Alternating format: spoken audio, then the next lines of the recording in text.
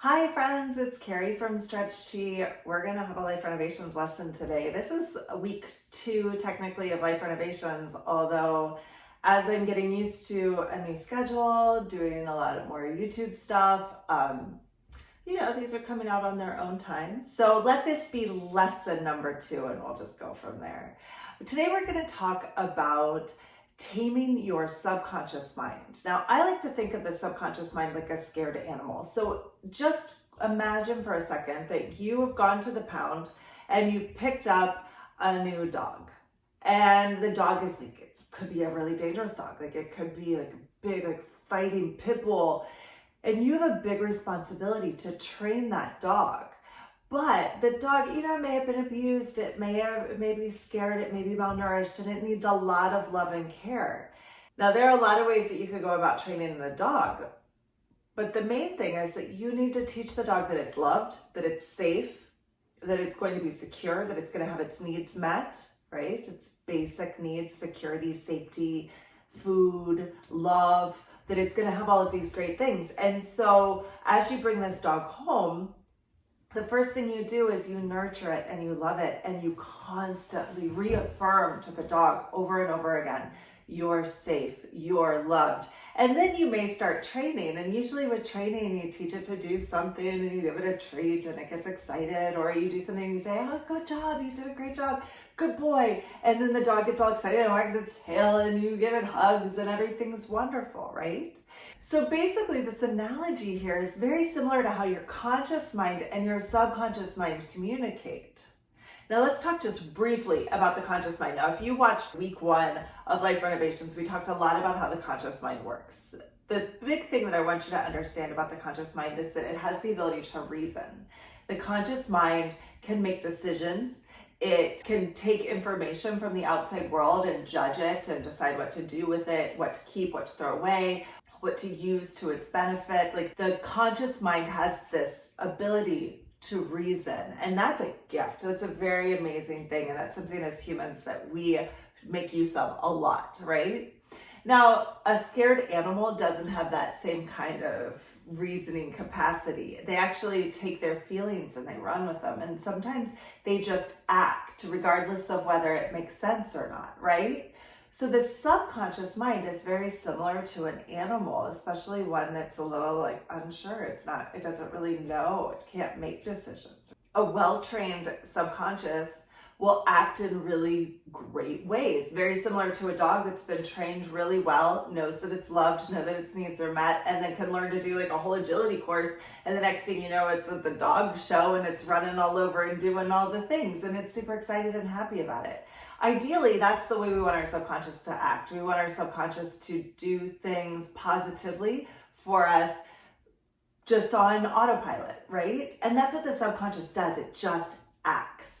Now, the problem comes when you live in a place of fear, when you're worried, when you're anxious, when you don't have your basic needs met, when you're worried about sickness, when you're worried about poverty. Just even the cognitive dissonances that we have through our entire life, these are things that are really ingrained deep in our subconscious. They work regardless of what your conscious mind says. My conscious mind can have this like reasoning ability to get through fear, right? But when it comes down to it, my subconscious mind is going to be the thing that acts first, right?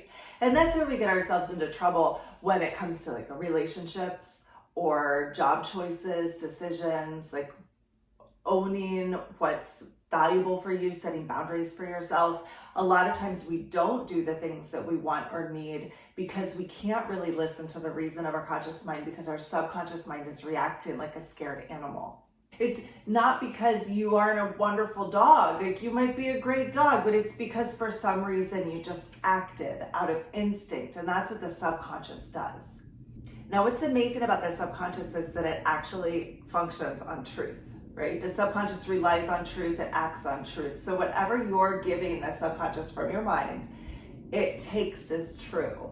If your conscious mind is telling you that you don't deserve a raise, or that, maybe your boss doesn't like you, or that you can't do that thing that was so exciting that, that you could never make money doing something, then your subconscious is going to listen to that. And then it's going to act accordingly regardless. It hears it all is true, even if it's not true. That you're not good enough, that you're not capable, that you don't have enough education, or that like you're unlovable, right? That your subconscious hears that as truth. So this is where we come into the lesson for this week.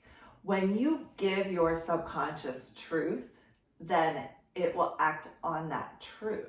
So you have to change the truth that you're giving to your subconscious. So it's very important to listen to your thoughts, pay attention to what you're telling yourself, and flip them around. If you purposely and continuously feed your subconscious positive, truthful statements like, I am good enough, I am smart enough, and doggone it, people like me. Like, if you, I hate to say that, but it's true. If you tell yourself these things over and over again, eventually your subconscious is going to believe them. And it's no different than if you took the dog at the agility course and every time it climbed up the ladder, you gave it a treat.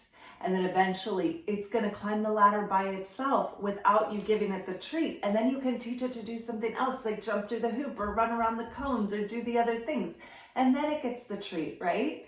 So you keep giving yourself positive affirmations and go from there.